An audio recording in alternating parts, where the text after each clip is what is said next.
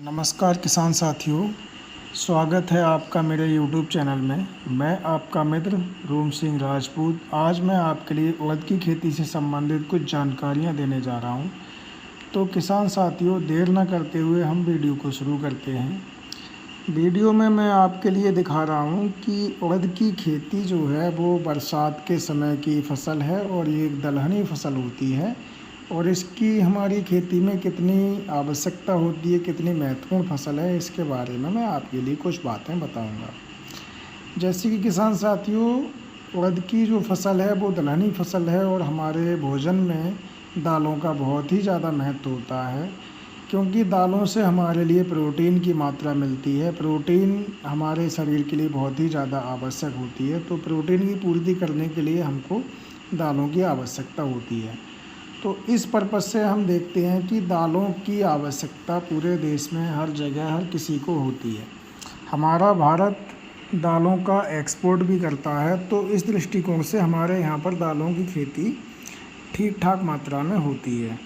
सामान्यतः मध्य प्रदेश, उत्तर प्रदेश, राजस्थान, बिहार, झारखंड, मतलब अन्य देश के अन्य प्रांतों में उड़द की खेती आराम से की जाती है।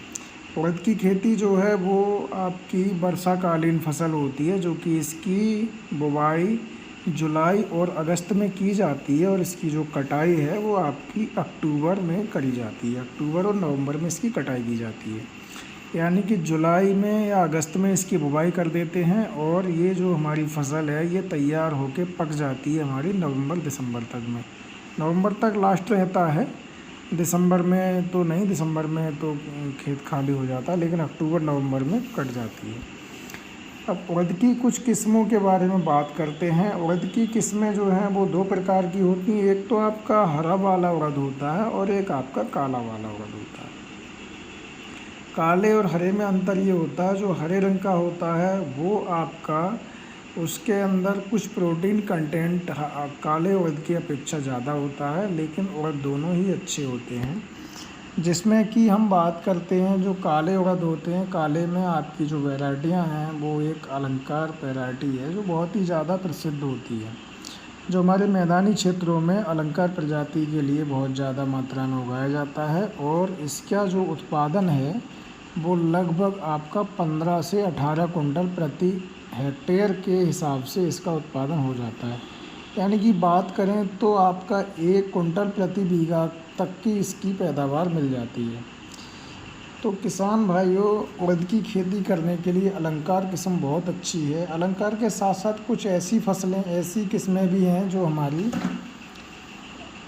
कि हमारी 60 दिन में या 90 दिन में पककर तैयार हो जाती हैं, जिनमें कि जिनका उत्पादन थोड़ा कम रहता है। हालांकि उनका जो उत्पादन है वो आपका 90 किलो से लेके और 110 किलो तक प्रति बीघा का रहता है।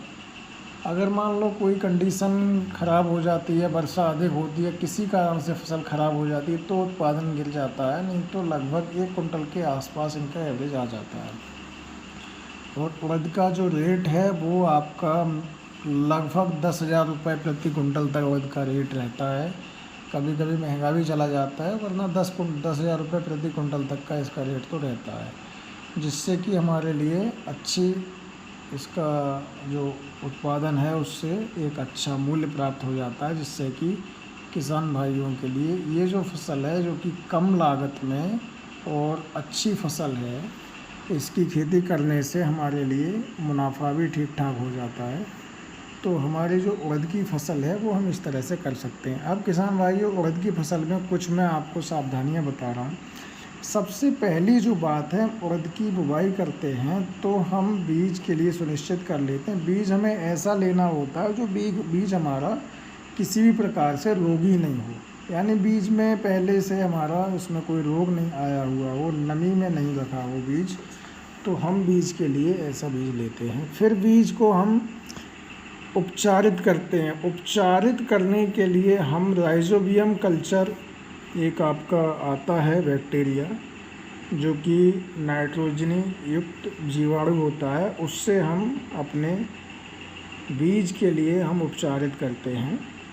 तो राइजोबियम कल्चर के लिए हम कुछ गुड़ की मात्रा लेकर और गुड़ को पानी में घोल कर और उसमें अपना कल्चर है उसको मिला देते हैं और उस कल्चर के लिए हम उड़द पर हल्के हाथ से उसके लिए हम लगा देते हैं, यानी अच्छे से उसकी कोटिंग हो जाए, इस तरह से हम उस पर लगा देते हैं। उसके पश्चात आधा किलो बीघा तक की बीज की मात्रा लेकर और हम अपने खेत में बुवाई कर देते हैं।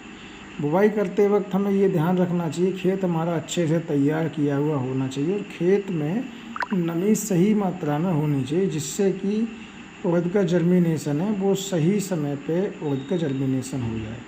हम देखते हैं उड़द का जर्मिनेशन का जो प्रक्रिया है वो बहुत ही आसान प्रक्रिया है और बहुत जल्दी इसका जर्मिनेशन हो जाता है। जैसे कि आपने अगर उड़द की बुवाई कर दी तो बुवाई करने के लगभग जो है आपका 24 से लेकर 36 घंटे में उड़द का जर्मिनेशन होना प्रारंभ हो जाता है। अगर हम देखेंगे तो आपका 48 घंटे में आपका उड़द जो है वो मिट्टी से ऊपर उसके कल्ले आने शुरू हो जाते हैं, जो कि बहुत ही अच्छी इसकी प्रक्रिया है जर्मिनेशन की। अब किसान भाइयों बात करते हैं कि हमारा जो उड़द है उसका जर्मिनेशन हो गया। जर्मिनेशन होने के पश्चात में हम देखते हैं कि लगभग आपका 15 से 20 दिन में, चूँकि बरसात की फसल है तो बहुत सारी इसमें खरपतवार उगाते हैं। खरपतवारों की रोकथाम करने के लिए हमें इसमें एक निराई करनी होती है। निराई हम जो है लगभग हमारा उड़द है कि अगर आपका 1 महीने का हो जाए या फिर 25 से 30 दिन तक का उड़द हो जाता है, फिर हम इसकी निराई गुड़ाई कर देते हैं। निराई गुड़ाई करने से ये फ़ायदा होता है कि हमारा जो भी इसमें खरपतवार होते हैं वो खरपतवार इससे ख़त्म हो जाते हैं और उड़द के लिए हमारी फसल को हवादार स्थान मिलता है, जिससे कि फसल की वृद्धि अच्छी हो जाती है और आगे चल के इस पर फ्लावरिंग अच्छी होती है। अच्छी फ्लावरिंग होती है तो फलियाँ अधिक आती हैं और फलियाँ अधिक आती हैं तो फिर हमारा उत्पादन ठीक होता है। किसान भाइयों कुछ इसमें बीमारियां आती हैं, उन बीमारियों की रोकथाम करने के लिए हमारे लिए कुछ फंजीसाइड का इस्तेमाल करना होता है। और उड़द में ज़्यादातर आपका जो है जो बिहार की भोली होती है वो ज़्यादा अटैक करती है, जो कि पत्तों को खाती है। तो उसकी रोकथाम करने के लिए हम क्लोरोसाइपर या प्रोपेनोफॉस प्लस साइपरमेथ्रिन का हम छिड़काव कर देते हैं, जिससे कि बिहार की भोली जो है वो ख़त्म हो जाती है और हमारी फसल ठीक हो जाती है। तो इस तरह से हम अपनी फसल की देखभाल कर सकते हैं। किसान भाइयों फसल में जब फ्लावरिंग की कंडीशन हो जाती है, जब फूल आने प्रारंभ हो जाते हैं, उस समय पे हम कुछ टॉनिक का स्प्रे कर देते हैं, जिससे कि हमारी फसल में उत्पादन सही हो जाता है और फूल अच्छे होते हैं। तो किसान भाइयों ये मैंने आपके लिए उड़द की फसल से संबंधित कुछ जानकारियाँ दी जो कि ज़रूरी थी और इसी तरह से आप हमारी वीडियो को लगातार देखते रहें। आने वाले समय में हम आपको तरह तरह की वीडियो बनाकर आपके लिए डालते रहेंगे, जो कि आपकी खेती बाड़ी से संबंधित वीडियो होती हैं। तो किसान भाइयों धन्यवाद। किसान भाइयों जय हिंद, जय भारत, जय अन्नदाता, जय जवान, जय किसान।